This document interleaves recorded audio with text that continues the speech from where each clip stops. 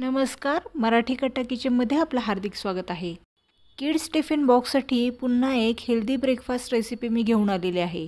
लहान मुलं अगदी आवडीने खातील यासाठी ही तयारी करून घेतलेली आहे। रेसिपीमध्ये भरपूर असे स्प्राउट्स आपण घालणार आहोत।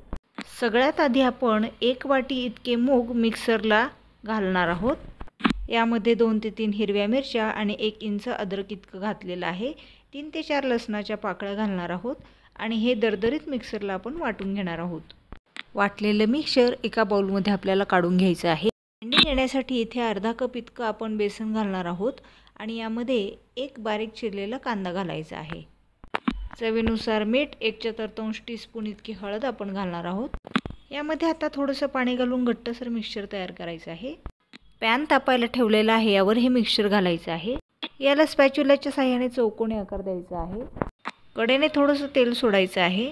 मंद आचेवर याला आपल्याला शेकू द्यायचं आहे आणि नंतर आपल्याला याला उलट करून घ्यायचं आहे। दोन्ही बाजूने याला खरपूस असं भाजायचं आहे। तुम्ही पाहू शकता रंग अगदी सुरेख आलेला आहे। आता याला एक ट्विस्ट द्यायचा आहे। एक ब्रेड घ्यायचा आहे, त्यावर थोडंसं टोमॅटो केचप घालायचं आहे।